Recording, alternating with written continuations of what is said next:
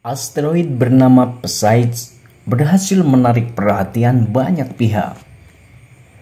Pasalnya, asteroid dengan diameter sekitar 225 km ini mempunyai kandungan emas yang bernilai hingga 15,8 kuadriliun dolar Amerika Serikat.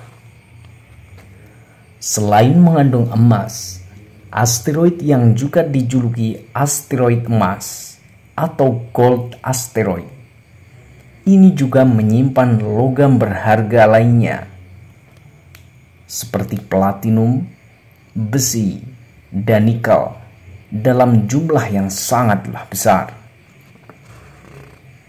Kini Badan Antariksa NASA berniat mengirimkan misi untuk menyelidiki asteroid tersebut. NASA bahkan dikabarkan meminta bantuan Elon Musk, pemilik dari perusahaan roket SpaceX, untuk membantu keberhasilannya tersebut.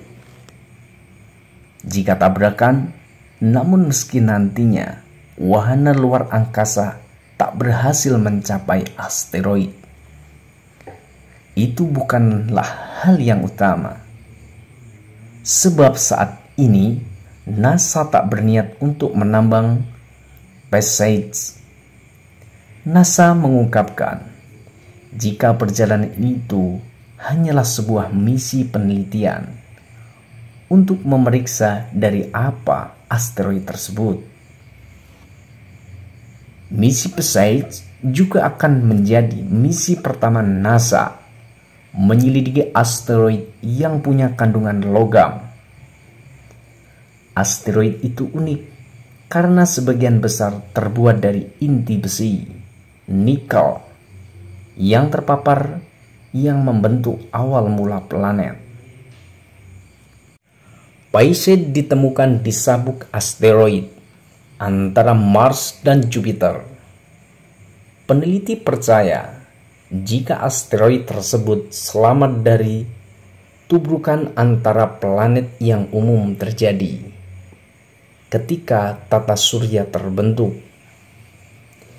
Jika semuanya berjalan sesuai rencana, SpaceX dan NASA akan meluncurkan wahana luar angkasa tanpa awak dari Cape Canaveral di Florida pada 2020. Sementara wahana luar angkasa diperkirakan akan tiba di asteroid emas pada 2026. Masalahnya, mungkinkah penambangan asteroid dilakukan? Asteroid adalah salah satu benda langit yang memiliki sisi negatif dan positif terhadap kehidupan makhluk di bumi.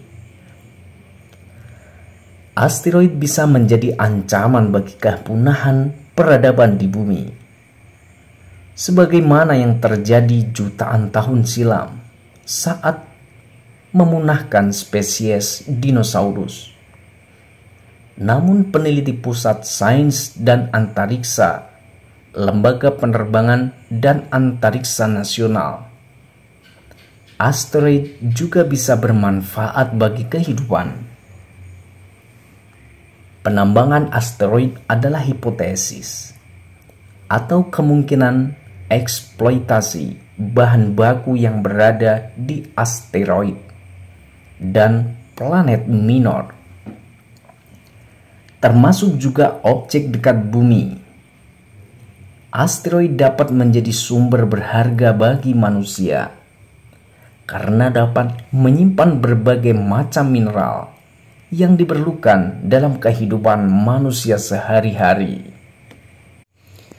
Di tengah meningkatnya permintaan akan bahan-bahan logam, sedangkan pertambangan di bumi, terrestrial mining, belum cukup mampu untuk menopang peradaban manusia secara berkelanjutan.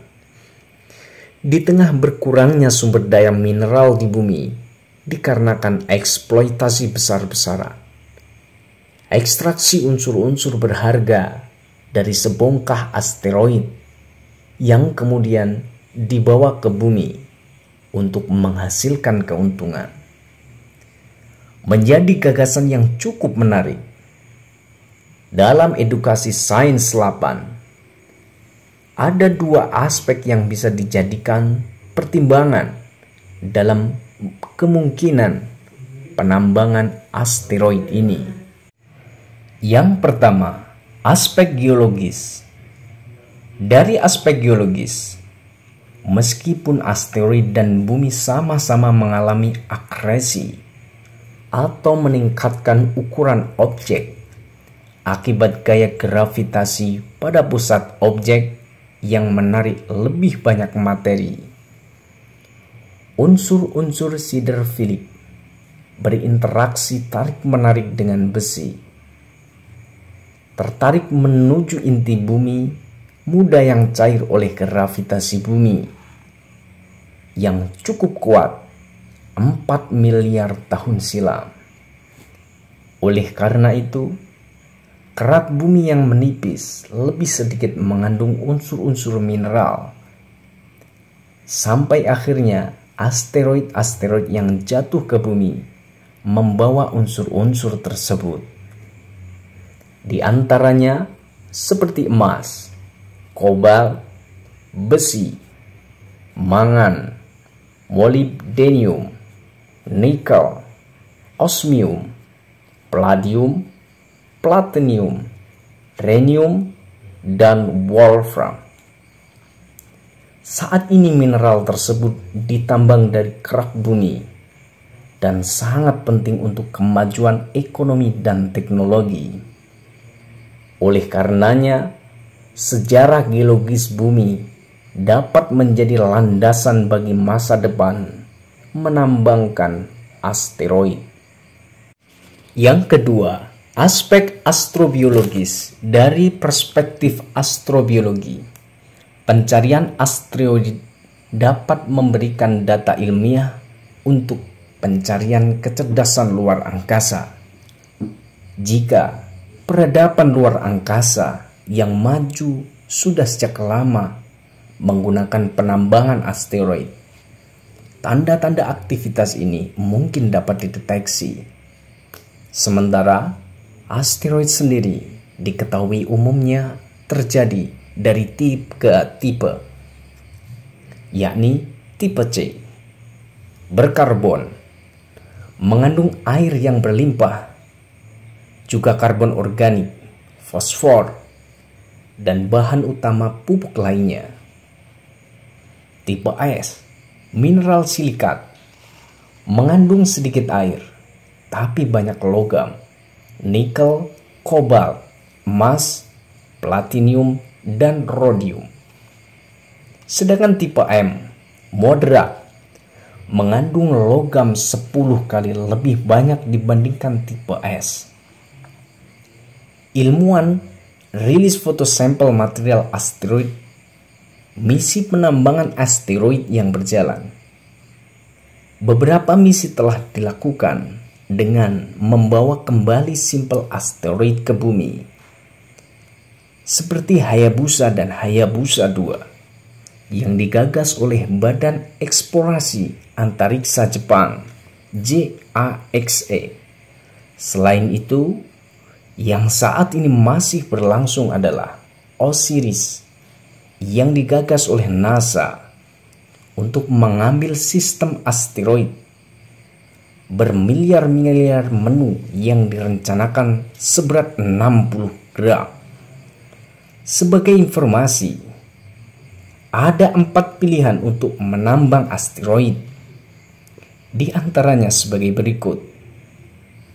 Yang pertama, manufaktur ruang angkasa yang dapat diaktifkan dengan biomining, penambangan secara biologis. Yang kedua, membawa bahan asteroid mentah ke bumi untuk digunakan.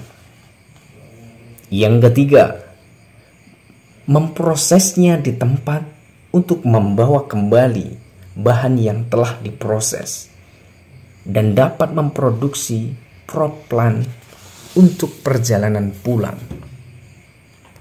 Yang keempat, mengangkut asteroid ke orbit yang aman di sekitar bulan atau bumi, atau ke stasiun luar angkasa internasional. Secara hipotesis, dapat memungkinkan sebagian besar bahan terpakai dan tidak terbuang sia-sia. Tantangan penambangan asteroid kendati sangat memungkinkan asteroid ditambang dan dijadikan pelengkap kebutuhan mineral di bumi. Tetapi jelas, banyak sekali tantangan dalam pelaksanaannya nanti. Di antaranya seperti biaya penerbangan luar angkasa yang tidak murah. Kemudian, tantangan mengenai identifikasi asteroid yang belum dapat diandalkan ketika akan ditambang. Serta terakhir adalah ekstasi biji logam yang menemui tantangannya sendiri. Itulah mengapa hingga saat ini pertambangan di bumi masih menjadi satu-satunya cara untuk memperoleh bahan baku mineral. Namun observatorium di tahun 2006 mengumumkan bahwa asteroid Trojan Jupiter seperti 617, Patocolus dan asteroid Trojan diduga merupakan keluarga komet yang telah punah dan tersusun atas air dalam wujud padat atau es. Termasuk juga komet keluarga Jupiter dan asteroid dekat bumi yang juga mengandung air. Secara hipotesis, air yang diproses dari es dapat mengisi bahan bakar depot propelan yang mengorbit.